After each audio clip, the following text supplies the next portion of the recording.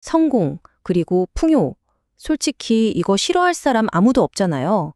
우리 모두가 바라는 축복이죠. 그런데 말입니다. 이게 과연 100% 축복이기만 할까요? 오늘 이 해설 시간에는 아주 오래된 텍스트, 신명기 8장을 통해서 인간의 심리와 영성에 숨겨진 진짜 흥미롭고도 뼈 때리는 역설을 한번 파헤쳐 보려고 합니다. 본격적인 시작에 앞서서 꼭 안내해 드릴 내용이 있습니다.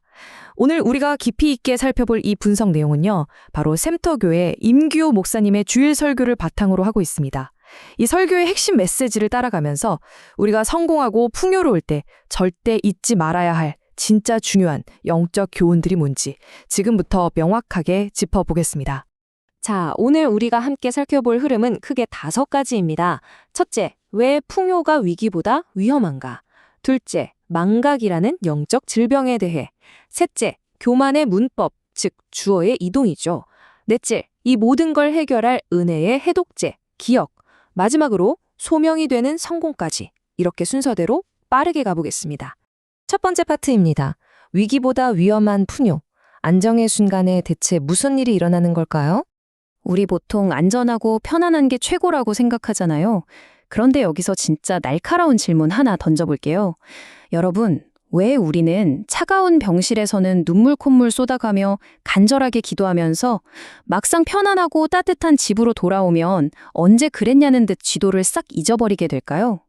사실 인간은 벼랑 끝의 위기 상황보다 내 삶이 안정적이고 배부를 때 훨씬 더 쉽게 그리고 조용히 무너집니다.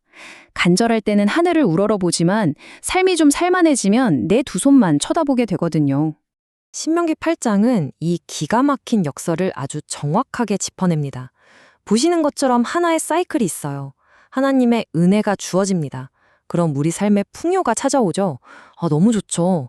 그런데 문제는 이 풍요가 즉각적으로 엄청난 영적 위험을 몰고 온다는 겁니다. 그래서 모세가 풍요에 대해 이야기하자마자 곧바로 아주 서늘한 경고의 칼날을 확 꺼내듭니다. 이게 역사적으로나 지금 우리 개인의 삶에서나 소름 돋게 반복되는 영적인 사슬인 셈이죠. 이어서 두 번째 파트, 망각이라는 영적 질병입니다. 우리 내면에서 일어나는 조용한 붕괴에 대해 알아보죠. 앞서 말한 그 풍요가 가져오는 제일 무서운 위험이 뭘까요? 밖에서 쳐들어오는 적병? 아닙니다.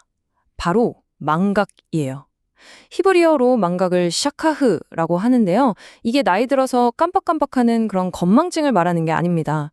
완전히 의도적으로 주의를 싹 돌려버리고 관계 자체를 뚝 끊어버리는 능동적인 행위예요. 설교에서는 이 잊어버림이 곧 하나님을 떠나는 배교의 첫 단계라고 강하게 경고합니다. 나도 모르는 사이에 조용히 아주 서서히 하나님을 내 삶의 한가운데서 저기 변두리로 쓱 밀어내는 거죠. 진짜 치명적인 질병 아닙니까? 그래서 성경은 여기에 맞서려면 샤마르 하라고 명령합니다. 즉, 삼가라, 지키라는 뜻인데요.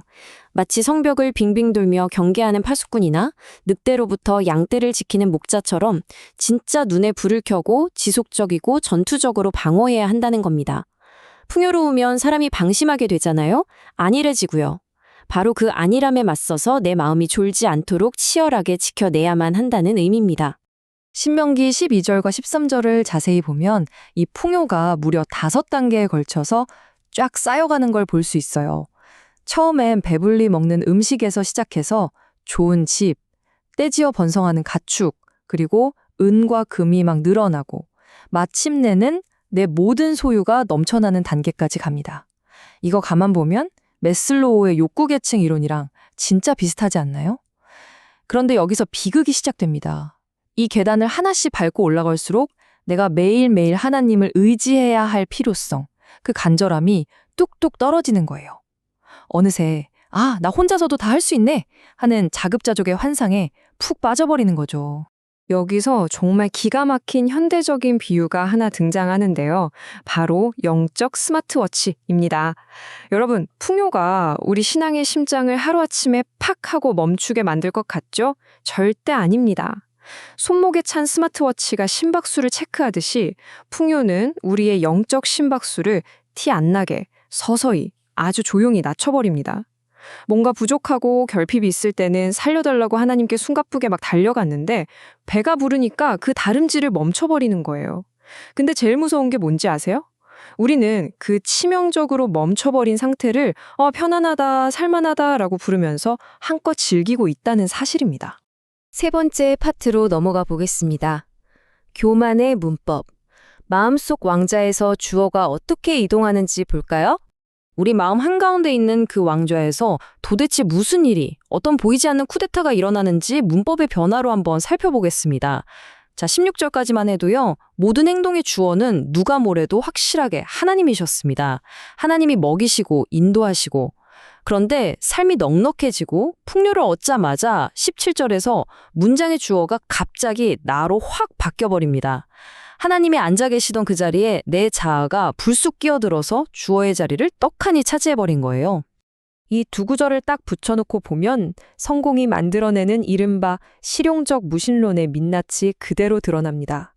사실 성공한 사람들이 하나님의 존재 자체를 대놓고 부정하진 않거든요. 그런데 실제 삶이 굴러가는 논리에서는 하나님을 쏙 빼버립니다. 하나님이 능력을 주셨다는 이 창조주의 언어를 교묘하게 도용해서 어느새 내 능력과 내 손의 힘으로 이 재물을 얻었다로 바꿔치게 합니다. 내가 잘 살아남고 성공한 걸 전적으로 내 지능, 내 땀, 내 노력 덕분이라고 결론 지어버리는 거죠. 이런 얄미운 현상을 성경에서 아주 콕 집어내는 히브리어 단어가 있습니다. 바로 빌바베카, 번역하면 내 마음 안에서라는 뜻이에요. 진짜 소름 돋지 않습니까? 겉으로는 다들 공공연하게 아유, 다 하나님의 은혜입니다. 감사하죠? 이렇게 겸손한 척 감사의 가면을 씁니다.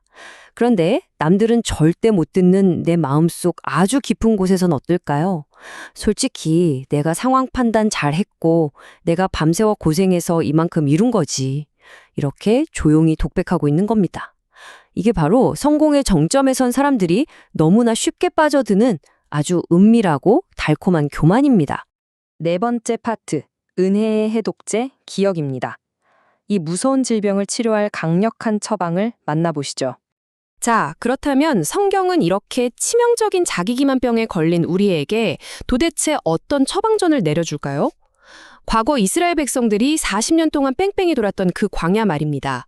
거기가 실패자들을 가둬두는 감옥이나 벌받는 장소가 절대 아니었습니다.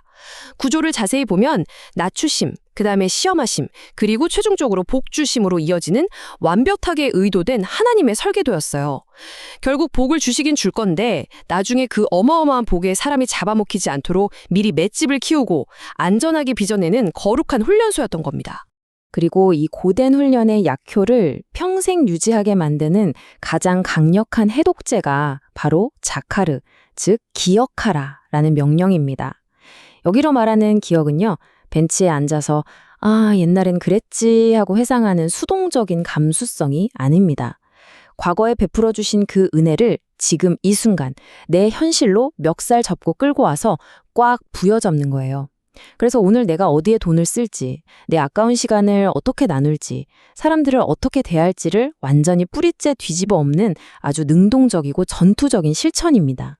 하나님은 사람들이 자꾸 까먹을 걸 아시고 광야 곳곳에 거대한 기억장치들을 설치해 두셨어요. 대표적인 게 만나죠? 딱 하루치만 거둘 수 있고 욕심내서 더 모아봤자 다음 날 썩어버립니다. 매일매일 강제로 하늘만 쳐다보고 의존하게 만드는 극약 처방이죠.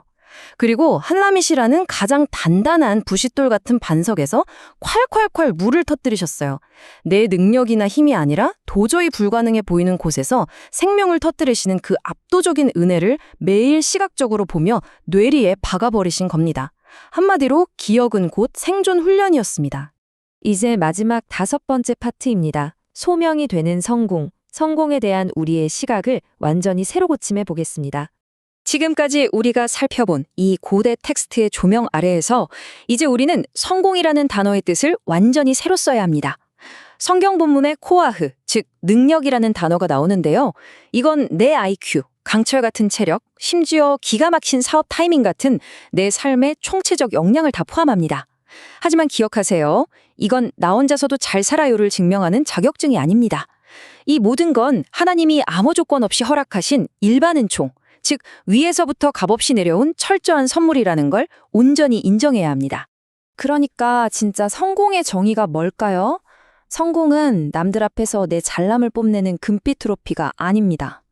그건 수천 년 전부터 면면이 이어져 내려온 하나님의 그 언약을 바로 오늘 이 시대에 실현하기 위해 내게 잠시 위탁된 도구일 뿐입니다.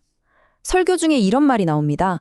은혜는 입술의 고백으로 보존되는 게 아니라 내 손으로 사용될 때 진짜 살아난다.